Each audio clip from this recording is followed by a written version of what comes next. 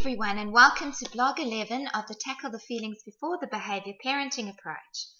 And today I'm doing a really big topic. This is something I've been wanting to do for a while, so forgive me. I've got my notebook here just so that I can keep systematic and make sure I give you as much as possible.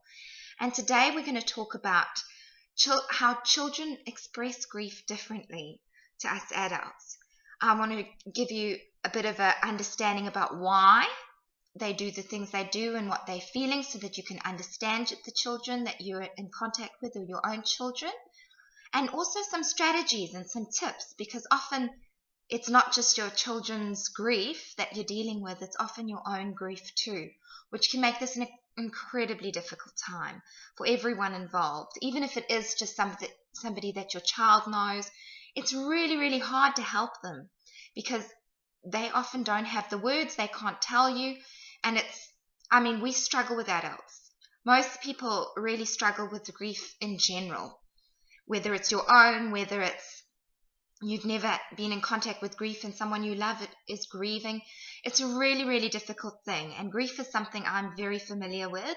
I've had quite a bit of loss in my life, so it's a passion of mine to help people who are grieving, and this is definitely in the realm of what I want to do, and in particular help children, because the problem with grief in children is that it's their first time experiencing grief. So they don't have coping skills for pain. They don't have buffers built up for pain and for all those feelings, those intense emotional reactions that you get when you grieve. And as adults and people, if you've experienced any form of grief or loss, there's a lot of very intense emotions that you will experience when you grieve. Sadness is a very commonplace known one, so is anger, but there's a lot of confusion, there's a lot of safety in the world stuff, purpose, meaning, what's going on, and that confusion and that real sense of loss, that you've lost something inside yourself, that kind of thing. Even trying to explain it to you, it's difficult to put into words for people who haven't experienced grief. It's a very difficult thing. So without going too much into that, I want to go on with what I've just said about children not having coping skills for pain. Often this is the first time that they've ever had this real sense of loss and abandonment. It's huge, and so there comes a huge fear. And fear is an emotion that really needs to get tackled in grief. Because once you've had a sense of loss or abandonment, think of when you've lost something, you suddenly develop a fear that this has happened to me. It's not just something that happens to other people. This could happen again. So children need a lot of reassurance. They need a lot of safety created. They need to be buffered by you because they haven't developed their coping mechanisms for themselves. So this is where routines and your standards of discipline and the things that you normally would do in the home become really, really important. A lot of people want to make things really easy for the child. They mistake this as being helpful. And that's not to say that your intentions aren't 100% pure. But what they really need is structure, routine, and discipline as normal, as per normal. Trying to keep things as consistent as normal as possible is your number one goal here for your children. Don't spoil them or change the routines too drastically, because this creates more change and this makes them feel uneasy and confused, and they don't understand and they don't feel that they have you to guide them through this. So keeping up with the same routines and structures and things that you would normally do, discipline if they're misbehaving, time out or whatever you would normally do, keep doing it. And I know it's really hard to do this, especially if you're in grief, because in grief you sort of live day to day, moment to moment. So this is kind of good to hear, and it's good for you to just have this guidance from me or from the literature. Just do what you've always done. Don't worry about disciplining your child even though they've gone through a tough time. This is helpful. So some of the behaviors that they will express, because they can't express their feelings, they don't have words, for these intense emotions. This is first-time experiences for most of them. Even older children, even teenagers. A lot of this is very new. Adults as well. We don't know this level of pain. We don't know this level of grief. So you're running unguided. So for children in particular, I wanted to name a few of the behaviors that could come up. Separation anxiety is big. So when they don't want to be apart from the people that they're closest to, their parents, their attachment figures, so they will probably perform and carry on or react to being away from you, which can be very difficult if you needing your space and alone time to grieve. Crying, don't be alarmed by crying, outbursts, uncontrollable crying, even in yourself. If grief, this better out than in. This is a really good, healthy way to deal with pain and sadness. So don't be alarmed with crying. Withdrawing, that's very common. So not wanting to do the things that they would normally want to do, not wanting to interact with people, not wanting to speak to people, not wanting to play with the things that they want to play with friends. This is all very, very normal. Bedwetting and other I like to lump it under regression, like reverting back to more childlike behavior. So even if they are little, even younger than what they are, often you'll find behaviors like bedwetting, like nightmares, tummy aches, feeling sick, physical symptoms, clinging, being very clingy to you or to things that they like, not wanting to share, all that type of behavior. So similar to adults, they could have a loss of interest in food and not have appetites and have disrupted eating patterns. It could look just different. It might not be that they don't want to eat, but they don't want to eat certain foods. So issues with food, which is common for adults too, as I've just said.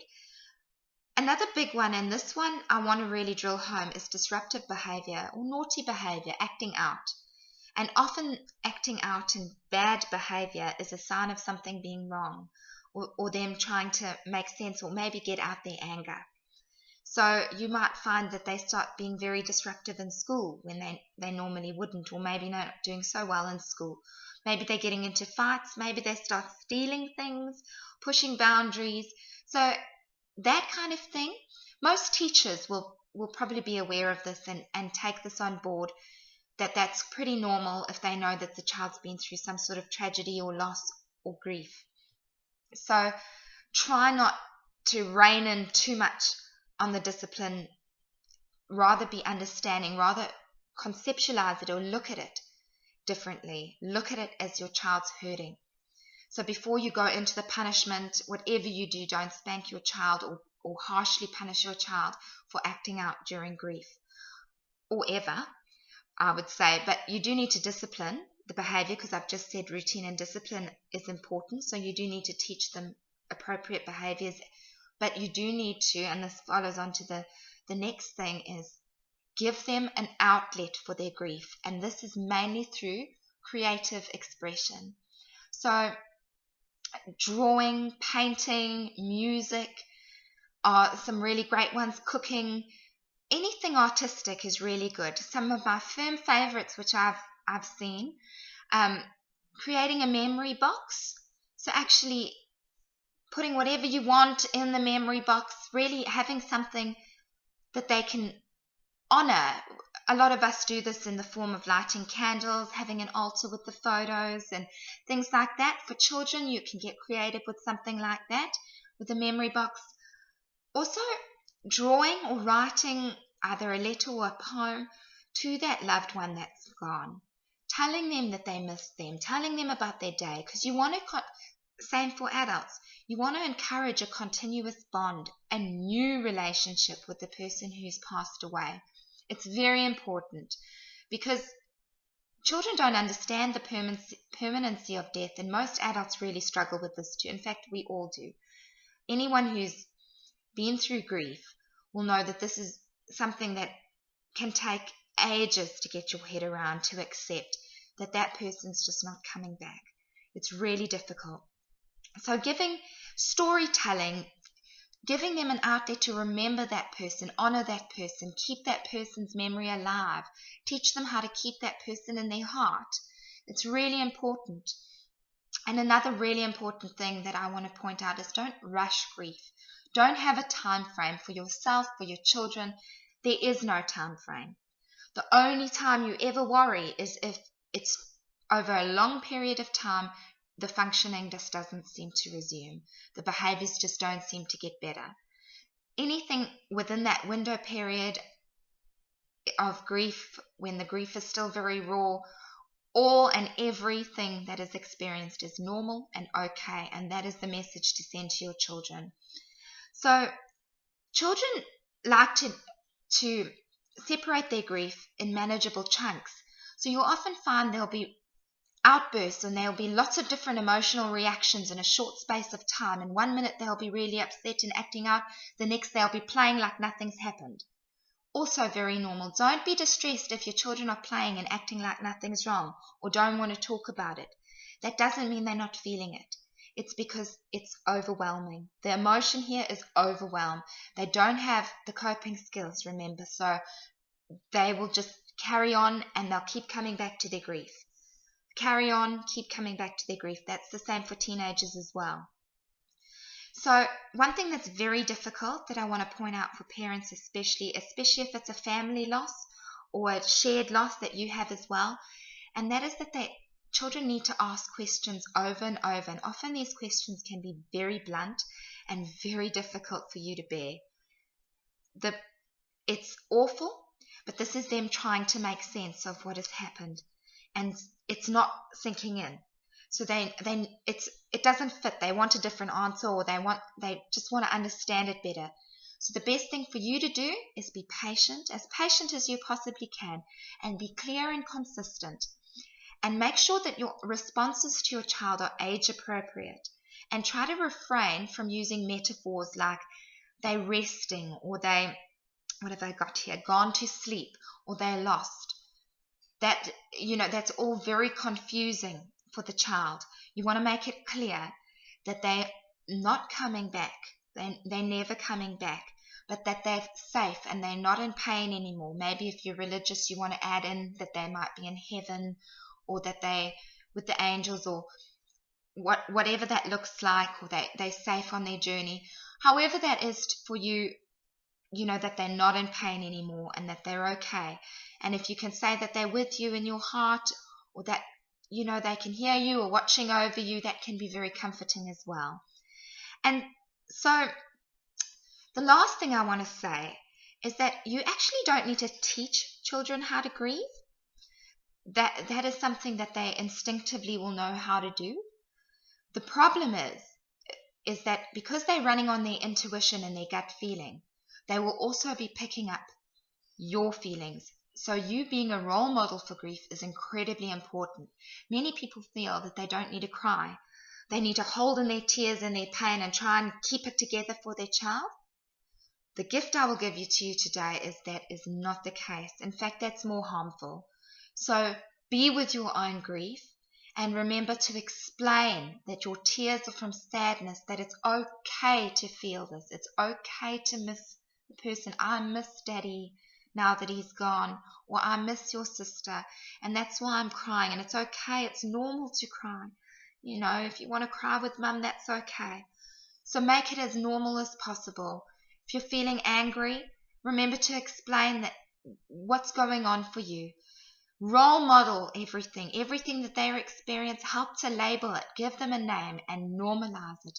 Make it okay. And so resist trying to fix their grief, and distract them or help them to avoid their grief. The best way for grief, and the only way to get through grief, is through. Not over, not under, because repressing it now means that it will come back later. There's no way to avoid grief, even for yourself. So if you're a person who hasn't processed your grief, you'll probably find that it's come out in other ways. You might be really slowed up and can't do the things that you want to do. You might struggle with a bit of depression. You might really not cope with the smallest things going wrong. It comes out. The best thing to do is to accept that this is going to be really hard for a while. So I hope that's been helpful. Take care and ask me questions if you need to. Bye.